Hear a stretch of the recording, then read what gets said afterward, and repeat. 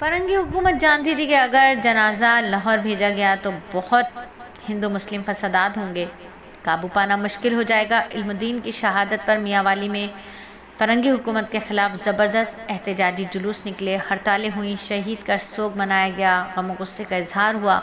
हुकूमत वक्त ने मियांवाली के कई अफराद को गिरफ़्तार किया, उन पर मुकदमा चलाया, 6 माह कैद, जुर्माने सज़ा दी गई। इल्मुद्दीन की शहादत के बाद नाक़िबत अंदेश गवर्नर की हिदायत के मुताबिक जनाजे के बाद गाजी शहीद को बेयारो मददगार बेबस कौम का फ़र्ज समझकर उसकी पाक मैयत को मियांवाली जेल के एक अहाते में दफना दिया गया। और जब ये खबरें लाहौर और मुल्क के दूसरे हिस्सों में पहुंची तो पूरी मुसलमान कौम घरों से बाहर आ गई। उन्होंने गाजी मौसूफ की मैयत लेने के लिए अपने मुतालबे में शिद्दत इख्तियार कर ली। लाहौर की तमाम शाहराहें बल्कि गली कूचों के दर दीवार पर जली हरूफ में लिखा और पढ़ा जा रहा था, गाजी इल्मुद्दीन की मैयत मिल्लत इस्लामिया के हवाले करो। कुछ मुसलमान तो जोश ईमानी में माँ बोरिया बिस्तर मियांवाली पहुँच गए, चाहे कितनी ही मुसीबत क्यों ना उठानी पड़े, जब तक रिसालत माँ के फ़िदाई की मैयत नहीं मिलेगी वापस नहीं जाएंगे। और 31 अक्टूबर 1929 की रात बाद नमाज इशा बाग बैरून मोची दरवाज़ा में एक बहुत बड़ा जलसा हुआ, जिसमें करारदाद पास हुई कि मुसलमाना ने लाहौर का ये जलसा हुकूमत से दरख्वास्त करता है कि गाजी इल्मुद्दीन शहीद की मैयत मुसलमानों के हवाले कर दे ताकि वह शहीद की वसीयत के मुताबिक उसे लाहौर में दफन कर सके। अब जलसे जुलूसों का सिलसिला निकल पड़ा।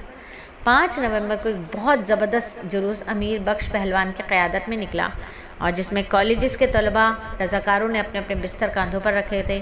जुलूस जब भाटी दरवाज़ा पहुंचा तो जलसा शुरू हो गया। मौलाना ज़फ़र अली खां हुकूमत पर ज़बरदस्त नुक्ताचीनी कर रहे थे। ग़ुलाम मुस्तफ़ा हैरत के भाई अल्ताफ़ हुसैन ने कहा, अगर ख़वातीन का कोई दस्ता सिविल नाफरमानी के तैयार हो तो मेरी वालदा सबसे पहले अपनी खिदमात पेश करने को तैयार है। अब एहतजाज में शिद्दत आती जा रही थी। हर मुसलमान शहीद की लाश मुसलमानों के हवाले करने के मुतालबे पर कमर बस्ता था। इस वाक़े से पूरा पंजाब बल्कि बर्र-ए-सग़ीर गम गुस्से की फ़िज़ा में खो गया।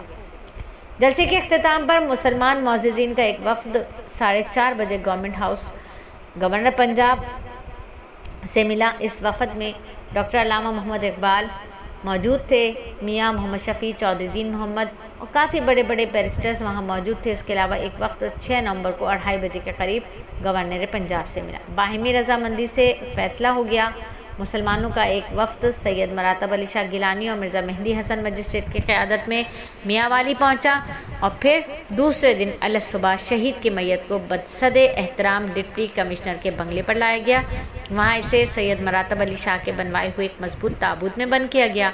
ताबूत के अंदर जस्त लगा हुआ था, जस्त पर रुई की तह बिछी हुई थी, सर की तरफ नरम मुलायम तकिए रखे थे। वक्त और मियांवाली के मौजूदुल वक्त लोगों का बयान है कि 2 हफ्ते गुजर जाने के बाद वजूद मैयत ऐसी थी जैसे अभी उन्हें शहीद किया गया हो, हत्ता के चेहरे पर जलाल व जमाल का हसीन इम्तिजाज था, होठों पर गुलाब ऐसी मुस्कुराहट थी, कब्र की मिट्टी से जन्नत की खुशबू आ रही थी। मैयत को गिलानी साहब ने ताबूत में खुद अपने हाथों से रखा। गाड़ी मंगवाई गई और एक गाड़ी में उसे मियांवाली रेलवे स्टेशन तक ले आए, जहां एक स्पेशल ट्रेन गाजी इल्मुद्दीन की मैयत लाहौर पहुंचाने के लिए खड़ी थी। ये तारीख़ी शाम थी। ये तारीख़ी गाड़ी शाम 4 बजे मियांवाली के लिए रवाना हुई और 14 नवंबर को 5:35 पर लाहौर स्टेशन पहुंची। जेल की 2 गाड़ियां शहीद और उसके मुहाफ़िज़ों के इस्तकबाल के लिए मौजूद थीं। महकमा रेलवे ने मैयत महकमा जेल के हवाले की। महकमा जेल ने वो ताबूत जिसमें हुर्मत रसूल का फ़िदाई आराम कर रहा था मुस्लिम लीग के 2 बड़े नुमाइंदों यानी अल्लामा इकबाल और सर मोहम्मद शफ़ी के हवाले करके रसीद ले ली। मियांवाली से लाहौर तक का सफ़र बहुत ही आराम और शान शौकत से तय हुआ। हर जगह आवाम सिर्फ गाड़ी की ज़ियारत करने के लिए दूर दूर से आए थे। जहाँ जहाँ गाड़ी रुकी मुसलमानों ने शहीद पर अपनी अक़ीदत और मोहब्बत के फूल निछावर किए, पुरजोश नारे लगाए।